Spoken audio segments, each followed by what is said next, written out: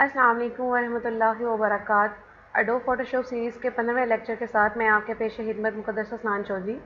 और आज के ट्यूटोरियल में हम मज़ीद कुछ टूल्स को डिस्कस करेंगे। आज हमने जो टूल डिस्कस करना है वो है ब्रश टूल, जो कि एडोब फोटोशॉप का सबसे बड़ा टूल जाना जाता है। तो इसको आप किस लिए इस्तेमाल करते हैं और किस तरह से इस्तेमाल कर सकते हैं वो आज हम सीखेंगे अपने इस ट्यूटोरियल में। चलिए, सबसे पहले हम अपने पास एक लेयर ले लेते हैं। न्यू लेयर ली हमने, ओके किया, यहाँ पर हमने ये लेयर ले ली। ब्रश टूल का यहाँ पर इंतखाब किया और यहाँ पर हम एक न्यू लेयर ले लेते हैं। इसी की यहाँ पर कॉपी ले लेते हैं।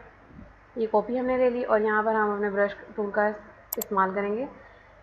सबसे पहले तो हम सिंपल ब्रश टूल को देख लेते हैं। सिंपल ब्रश टूल अगर हम लेते हैं और उससे हम क्या कर सकते हैं, हम उसे कलर कर सकते हैं।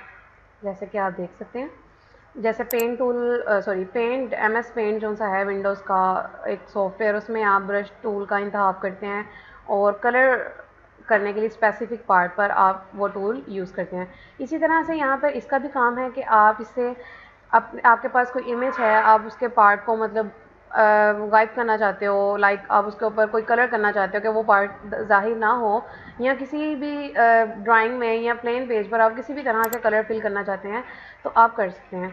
कोई स्क्रीनशॉट वगैरह आप उस बंदे का नाम हाइड करना चाहते हैं जिसका वो स्क्रीनशॉट है और आप बाकी स्क्रीनशॉट ज़ाहिर करना चाहते हैं, तो आप उसके ऊपर भी यानी कि इस तरह से हाईलाइट कर दें, वो मतलब वो नाम शो नहीं होगा और वो आपको मैसेज उसका शो हो जाएगा, या जो भी स्क्रीनशॉट में मौजूद है वो आपको शो हो जाएगा। इस हवाले से आप इसको यूज़ कर सकते हैं। ब्रश टूल जो है वो फोरग्राउंड कलर को फॉलो करता है। फोरग्राउंड कलर हमारे पास यहाँ पर, जैसे ये ब्लैक कलर यहाँ सिलेक्टेड है फोरग्राउंड कलर, तो ये ब्लैक कलर में काम कर रहा है। अगर यहाँ से हम इसका कलर चेंज कर लें, मैं यहाँ से बिलफर्ज मैं यहाँ से सुर्ख रंग का इंतखाब कर लेती हूँ और ओके करती हूँ, तो जब मैं इसको यूज़ करूँगी तो ये इस तरह से काम करेगा। ठीक है। इसके हवाले से मज़ीद आपको पता है, जब भी आप कोई टूल का इंतखाब करते हैं, जैसे ही आप उस पर क्लिक करते हैं, ऊपर ऑप्शन बार में उसकी डिटेल्स आपको दिखाई देती हैं। तो जब ब्रश टूल का आप इंतखाब करेंगे तो यहाँ पर ऊपर देखेंगे इसके भी कुछ फर्दर ऑप्शन बार में आपको प्रॉपर्टीज़ इसकी दिखाई दे रही हैं, तो वो देख लेते हैं। प्रॉपर्टीज़ के हवाले से क्या है, सबसे पहले हम इस लेयर को डिलीट करते हैं और एक और नई लेयर ले लेते हैं यहाँ पर। अब हम यहाँ देखेंगे, पहले ये बाहर से ही देख लेते हैं। यहाँ से ओपेसिटी को आप चेंज कर सकते हैं। अगर हम इसकी 100% ओपेसिटी रखें तो ये कुछ इस तरह से काम करेगा। अगर हम इसकी ओपेसिटी को कम कर दें, बिल फर्ज मैंने यहाँ पे 69% कर दिया, तो ये कुछ इस तरह से काम करेगा। और अगर मैं इसकी ओपेसिटी मज़ीद कम कर दूँ तो ये कुछ इस तरह से काम करेगा, और इसकी ओपेसिटी मज़ीद कम कर दूँ तो ये इस तरह से काम करेगा। ये आप देख सकते हैं। ओपेसिटी चेंज करने के साथ ही हमारी प्रीवियस वीडियोज़ में भी मैं ये डिस्कस कर चुकी हूँ कि किस तरह से आप ओपेसिटी के साथ काम कर सकते हैं। तो ये चीज़ होगी ओपेसिटी के हवाले से। ये डिफरेंट मोड्स हैं, ये आप यूज़ कर सकते हैं। ये चीज़ भी हम अपने पिछले असबाक में जिक्र कर चुके हैं इस हवाले से। और अब हम आते हैं यहाँ पर।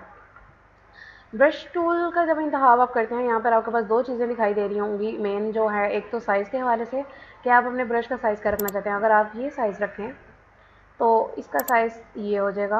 ये देखें, पहले ये साइज़ था, अब ये साइज़ हो गया। अगर आप इसका साइज़ बढ़ाना चाहें आप बढ़ा सकते हैं। अब देखें ये साइज़ हो गया। ठीक है। अब एक चीज़ हमारे पास हार्डनेस होती है, हार्डनेस को भी हम डिस्कस कर चुके हैं। हार्डनेस जितनी कम होगी उतनी सॉफ्ट एजेस दिखाई देंगे। जितनी हार्डनेस आप बढ़ाएंगे उतना ही वो ज़्यादा ओपीक होगा, मतलब उतना ही ज़्यादा उसके स्ट्रॉन्ग एजेस आपको दिखाई देंगे। ये चीज़ होगी। आप अपने वर्क स्पेस पे राइट क्लिक करके भी यहाँ से इन सेटिंग्स को चेंज कर सकते हैं जैसे आप चेंज करना चाहें। अब हम इस लेयर को भी यहाँ से डिलीट कर देते हैं और यहाँ पर हम अपने पास एक न्यू लेयर ले लेते हैं। अच्छा, तो ये लेयर बार बार लेना या न्यू लेयर के ऊपर ही काम करना, इसका मकसद ये होता है कि जितनी ज़्यादा लेयर्स आपके पास ज़्यादा होंगी उतना ज़्यादा आपका अपने वर्क स्पेस पर लेयर्स के ऊपर कंट्रोल ज़्यादा होगा। जैसे कि अब देखें, मैं यहाँ पर ये वाली मैंने लेयर लिया और एक लेयर मैं और ले लेती हूँ। अगर चले, मैंने एक और न्यू लेयर ले ली। अब मैं इसके ऊपर ये लाइंस मैंने यूज़ की हैं। अब मैं ये वाली लेयर को सिलेक्ट करती हूँ और यहाँ पर मैं कोई ग्रेडियंट देना चाहूँ तो मैं ग्रेडियंट दे देती हूँ। जैसे कि मैंने ये ग्रेडियंट का इंतखाब किया और यहाँ पर ये ग्रेडियंट मैंने इस तरह से, ये देखें, ये ग्रेडियंट दे दिया। अब ये ग्रेडियंट जो है ये कलर को, ये जो सुर्ख रंग के मैंने ब्रश टूल से 3 लाइंस लगाई हैं, इन पे असरअंदाज नहीं कर रही। अगर मैं ग्रेडियंट को चेंज कर दूं, ये देखें, अगर मैं कोई और ग्रेडियंट दे दूं इस तरह से, ये देखें, तो ये हमारी इन लाइंस के ऊपर बिल्कुल भी असरअंदाज नहीं कर रहा। क्यों? क्योंकि हम ये डिफरेंट लेयर पर काम कर रहे हैं। अगर आपको ये लेयर नहीं चाहिए, आप यहाँ से इसको डिसेबल भी कर सकते हैं आर्जी तौर पर, और ये देखें आपकी ये लेयर जहाँ पर ये ब्रश टूल आपने इस्तेमाल किया था उसको चेंज कर सकते हैं। और अगर आप इसको रीसाइज करना चाहें, आप इसकी ओपेसिटी को कम या ज़्यादा करना चाहें, आप वो भी कर सकते हैं। ठीक है, अगर आप चाहते हो कि इसमें से एक वाली जो लाइन है वो मध्यम हो जाए और दो जो लाइन्स हैं वो मध्यम ना हो, तो उसके लिए आपको क्या करना होगा, ये देखें मैं आपको बताती हूँ। इसको भी मैं रिमूव कर रही हूँ और इसको भी मैं रिमूव कर रही हूँ। आपको 3 लाइंस यहाँ ड्रा करनी है। आप 3 डिफरेंट लेयर्स लेंगे। एक लेयर ली आपने, ब्रश टूल लिया, और यहाँ से मैं सुर्ख लाइन कलर मैंने लिया हुआ है, तो मैं एक लाइन यहाँ पर लगा देती हूँ। अब मैं एक और लाइन लूँगी और मैं यहाँ से कलर चेंज कर लेती हूँ और ये ग्रीन कलर ले लेती हूँ, और ये एक और लाइन मैंने लगा दी। अब मैं एक और लेयर लेती हूँ और यहाँ से एक और कलर का इंतखाब करती हूँ, ब्लू कलर ले लेती हूँ, ओके करती हूँ, और ये यहाँ पर ये चीज़ इस तरह से लगा देती हूँ। अब ये देखें, आपको सुर्ख रंग को मध्यम करना था, इसको मध्यम करना था या इसको मध्यम करना था। अब ये अलग-अलग आपके कंट्रोल में है, आप इनको किस तरह से कर सकते हैं। ये देखें, अगर आप इसकी ओपेसिटी को कम करेंगे आप कर सकते हैं, अगर इसकी ओपेसिटी को कम करना चाहें आप तो भी कर सकते हैं, अगर इसकी ओपेसिटी को आपने कम करना हो आप तो भी कर सकते हैं, और इसके ऊपर डिफरेंट मोड्स भी अगर अप्लाई करना चाहें आप वो भी कर सकते हैं। ठीक है, तो इस हवाले से है ये ओपेसिटी। अब आपके माइंड में ये क्वेश्चन अरेज होगा कि आप ये ओपेसिटी तो यहाँ से पहले भी चेंज कर सकते थे जब ब्रश टूल को आपने लिया था। तो जी बिल्कुल आप कर सकते थे, लेकिन क्या आपकी एडिटिंग के हवाले से बाद में अगर आपको ये ज़रूरत पड़ती और अगर आपने ये डिफरेंट लेयर्स ना ली होती और एक ही लेयर पर आपने काम किया होता, तो आप किसी एक स्पेसिफिक लेयर को या एक स्पेसिफिक लाइन को ओपेसिटी को चेंज करना चाहें या उसके ऊपर कोई भी इफेक्ट अगर आप रखना चाहें तो आप नहीं कर सकते थे। जैसा कि यहाँ से मैं इसकी लेयर स्टाइल के ऊपर भी मतलब जो भी इफेक्ट देना चाहूँ, ये देखिए शेडो का, या फिर कलर ओवरले करना चाहूँ या स्ट्रोक देना चाहूँ, तो जो भी मैं करना चाहूँ सिर्फ एक पर स्पेसिफिक पर कर सकती हूँ, अगर तो हमने लेयर बाय लेयर अपने हर एक एक्शन को परफॉर्म किया होगा। तो ये मैं आपको बार बार अपने ट्यूटोरियल्स में ये चीज़ के लिए पक्का कर रही हूँ कि आप जब भी काम करें हर नए न्यू लेयर पर अपने टूल्स का इस्तेमाल करें ताकि आपका कंट्रोल ज़्यादा हो। इस तरह से आपके लिए फ़ाइल को डिलीट करना भी आसान होगा। जैसे कि आपको सिर्फ ये सुर्ख लाइन नहीं चाहिए तो आप यहाँ से इसको पकड़ के यहाँ से डिलीट कर दें, आपकी वो लाइन डिलीट हो जाएगी। तो इस तरह से जब डिफरेंट लेयर्स पर आपने एक्शन परफॉर्म किए होंगे तो वो आपके लिए एडिटिंग के साथ साथ रिमूव करना और डिलीट करना वो भी आपके लिए आसानी होगी। और इसके अलावा आप देखें कि ये ब्रश टूल का मैंने आपको बता चुकी हूँ कि ये फोरग्राउंड कलर को ही देखता है। और अब देखें जैसे कि ये है, ये हमने ब्रश टूल यूज़ किया हुआ है। अब मैं यहाँ पर क्या करूँ कि अगर मैं यहाँ से पैटर्न स्टैम्प टूल ले लेती हूँ और यहाँ से कोई पैटर्न चूज़ कर लेती हूँ, जैसे मैंने किया भी हुआ है। यहाँ बाय डिफ़ॉल्ट जो भी सिलेक्टेड है हम उसी को रहने देते हैं, और ये देखेंगे मैं पैटर्न ड्रा करती हूँ। अब ये पैटर्न आप देख सकते हैं जो हमने ब्रश लाइन यूज़ की थी वो पैटर्न के ऊपर उसी तरह से मौजूद हैं। इसके अलावा इसको मैं अंडू करती हूँ। इसके अलावा आप ग्रेडियंट देना चाहें आप ग्रेडियंट दे सकते हैं, वो भी आपकी लाइंस को असरअंदाज नहीं करेगा। लेकिन पर्पज़ क्या है कि लेयर्स डिफरेंट होनी चाहिए आपके हर एक्शन के लिए। जैसे कि ये हमारी लेयर्स इन लाइंस की हैं, ये देखें डिसेबल करके दिखा देती हूँ आपको, और ये आपकी मेन जो बैकग्राउंड लेयर है उसके ऊपर आप जो भी वर्किंग करेंगे वो आपकी ये फ्रंट वाली लेयर्स पर कोई भी असरअंदाज नहीं करेंगी।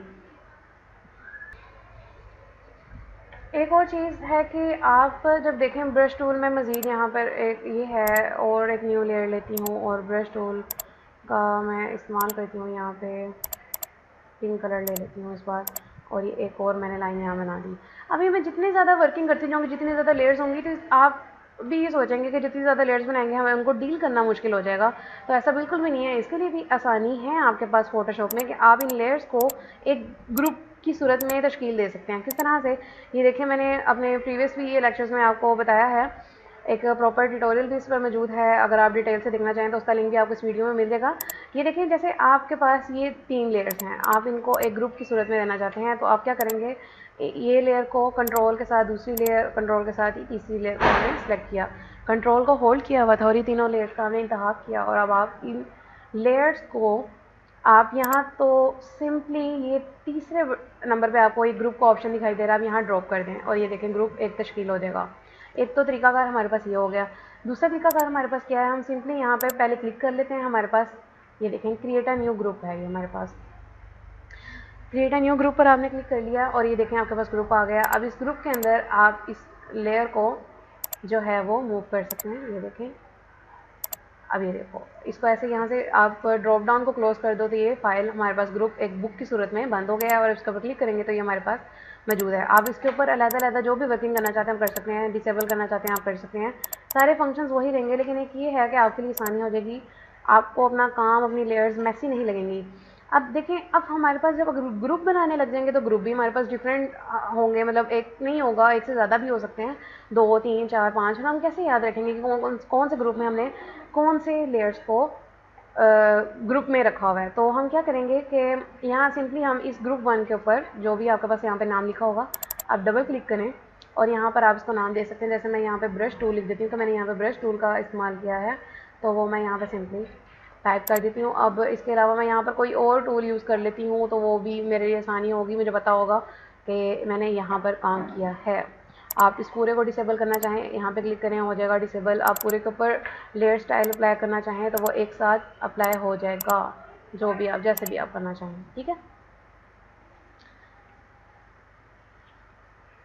इसके अलावा हमारे पास ये है कि आप अगर देखें, जैसे कि मैंने इसको ओपन किया, सॉरी इसको मैं यहाँ से ओपन करती हूँ, यहाँ पर मैं एक न्यू लेयर ले लेती हूँ। इस बैकग्राउंड को थोड़ा चेंज कर देते हैं, इस पर अगर हम पैटर्न बना देते हैं कुछ इस तरह से करके, थोड़ा चेंज हो जाए।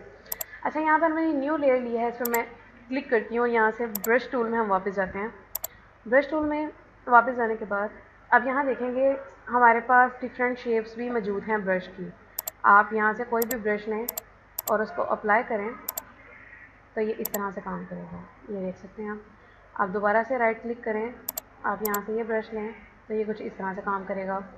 आप दोबारा से ब्रश लें तो आप ये देखिए इस तरह से काम करेगा, ग्रास बनाने के लिए ये यूज़ होगा, ठीक है।